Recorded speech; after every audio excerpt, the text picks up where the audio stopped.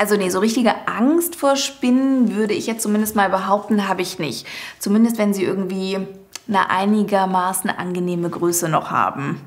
Hier hätten wir einmal einen Kollegen aus dem Keller. Fingerkuppen groß ungefähr. Ich muss sagen, finde ich gar nicht so schlimm. Wenn sie dann aber ein bisschen größer sind und die dann auch noch anfangen zu laufen, also nee.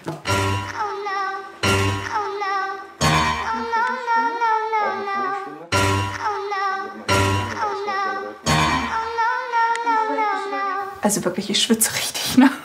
Dein erster Gedanke, wenn du so eine schöne, dicke, fette Spinne zu Hause siehst? Meistens Panik und ich schreie irgendwie erstmal. Ja, am besten irgendwie raus befördern, ne? So ein Blatt Papier optimalerweise. Nee, ist einfach ein ungutes Gefühl. Also ich finde es einfach eklig. Eine App soll jetzt dabei helfen, die Angst vor Spinnen zu reduzieren. Mittels sogenannter Augmented Reality werden mir die kleinen Krabbeltiere direkt ins reale Bild aufs Handy projiziert. Also mal ehrlich, ein bisschen eklig ist es schon, aber man weiß ja, dass die Spinne da nicht echt ist und so ganz originalgetreu sieht sie dann auch nicht aus. Mal laufen sie über den Tisch, mal krabbeln sie über den Boden. Mit jedem Level werden die Aufgaben schwieriger. Am Ende muss ich meinen eigenen Ekel bewerten. Schon nach 2-wöchiger Anwendung soll ich laut App-Entwicklern bei echten Spinnenbegegnungen deutlich entspannter sein. Aber für wen überhaupt eignet sich eine solche App?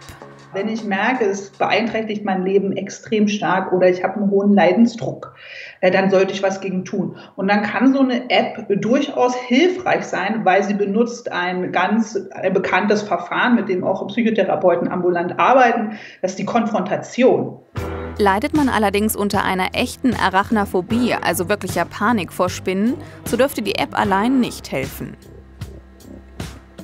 Man muss auch leider sagen, dass die meisten Menschen eben nicht nur diese Angst vor Spinnen haben, sondern dann häufig mit mehr kommen oder die Angst sich auf andere Dinge überträgt und spätestens dann sollte man zu einem niedergelassenen psychologischen Psychotherapeuten gehen.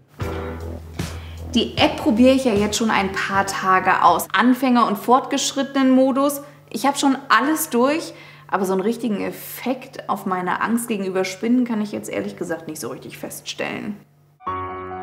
Das ultimative Profi-Level jedoch folgt noch.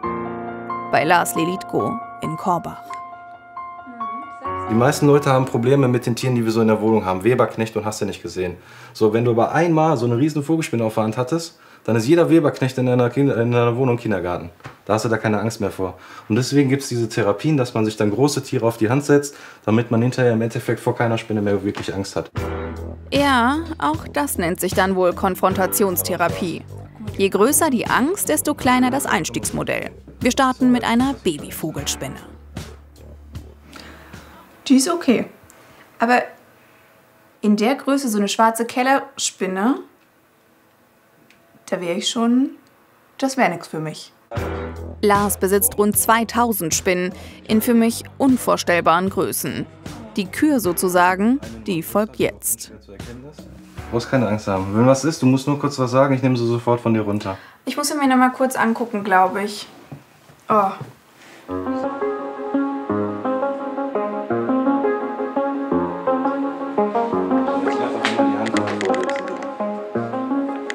So, siehst du? Jetzt hast du schon so ein Riesentier auf der Hand. Du bist mit Sicherheit nicht der App geschuldet, dass ich das jetzt hier mache. Egal ob virtuell oder so richtig in echt. Man sollte sich seinen Ängsten stellen. Davon bin ich jetzt überzeugt.